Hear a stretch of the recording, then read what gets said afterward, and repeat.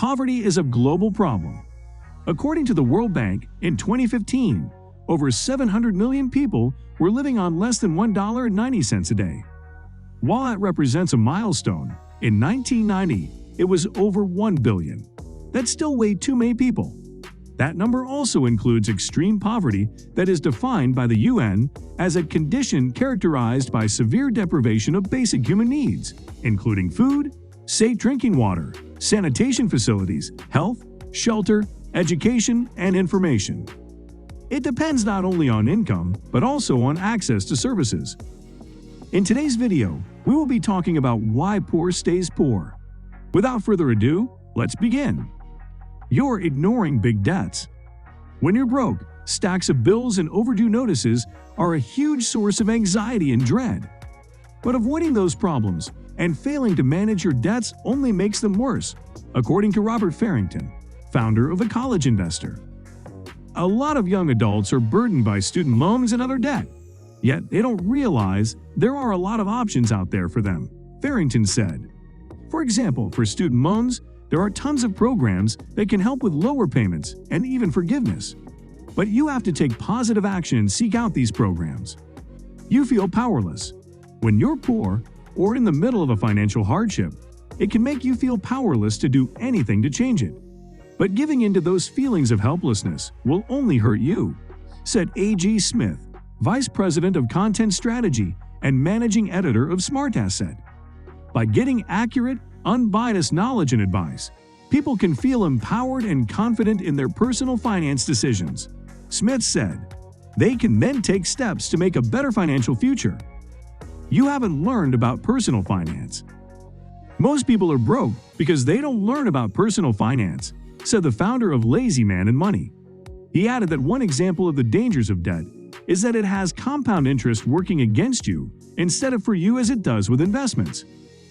I think the psychology should shift from, how can I spend money to make me happy now, to how can I use this money to buy me financial freedom in the future?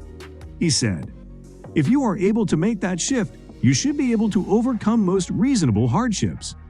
You don't pay yourself first. The number one reason people end up poor is because they don't pay themselves first, said personal finance expert Barbara Friedberg.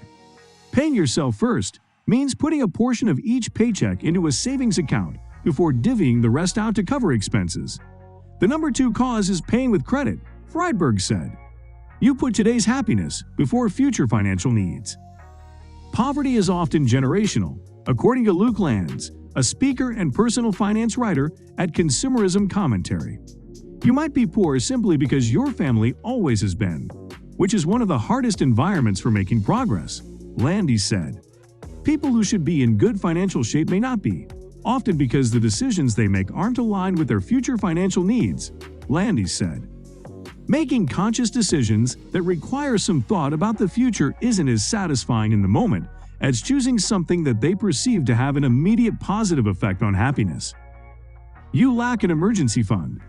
Jeff Rose, founder of GoodFinancialSense.com, listed his top 4 biggest ways people hurt themselves financially. Not knowing how much debt they really have and how much interest they are paying. Not having nearly enough cash savings in emergency funds. Not recognizing they need to save for retirement. Being oblivious to what is going on with their credit history. That's as simple as requesting your free credit report and making sure all your information is correct. You don't course correct your finances. There's almost always a cheaper or better way of doing something. But you have to get into the habit of questioning and challenging your current way of going about it, said Stephanie O'Connell of The Broken Beautiful Life. Use your creativity and critical thinking skills to find and implement more cost-effective alternatives. Whether it's renegotiating your insurance rates, switching banks, or planning your next vacation. You're spending too much on housing. It might be time to consider moving to a smaller place. Spending too much money on rent or a mortgage is the biggest reason people struggle financially, said Andy Joswait, CEO of Student Loan Hero. After living in New York City for a few years, I met dozens of young people who were house poor. These were people who make above-average incomes but end up spending too much on rent, he said. As a rule of thumb, you should try to keep housing costs under 20% of your income. as opposed to the 28% to 30% limit that most banks allow. You don't have a money plan. The biggest reason people stay poor, according to El Martinez of Couple Money, is not having a plan for their money. It is easy to hope that there is money left over at the end of the month, but many times, our behavior gets in the way. To curb behavior and work against bad spending habits, she suggests automating bills, saving and investing as soon as paychecks come in. It'll cushion the blow when emergencies pop up, and you'll have something for retirement, she said. You don't know where your money is going. The biggest reason people stay poor, according to El Martinez of Couple Money, is not having a plan for their money. It is easy to hope that there is money left over at the end of the month, but many times, our behavior gets in the way.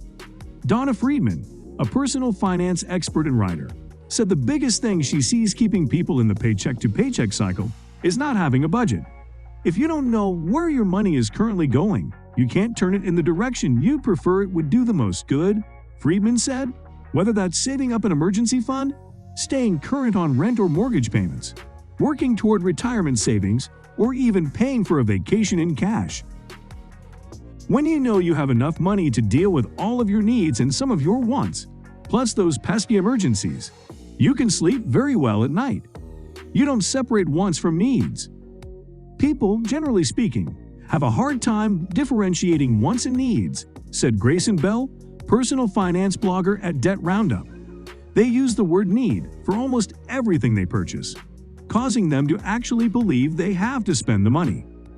You might need a car for transport, but you want the luxury model, he said. This mentality keeps us down financially. You're investing in stuff instead of yourself. Julie Rains, personal finance writer and founder of Investing to Thrive, also said that economic disadvantages play a big part in why some people are poor. But that's not the only thing holding people back. Others might find themselves in crisis because they have repeatedly underinvested in areas with long-term benefits, such as professional career and education, savings, investments, and overinvested and overextended themselves in other areas, such as luxury products and upscale housing.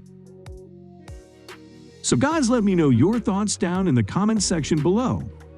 For more interesting content, give this video a thumbs up, and don't forget to subscribe to the channel for more awesome content. Have a nice day, and I will see you in the next video.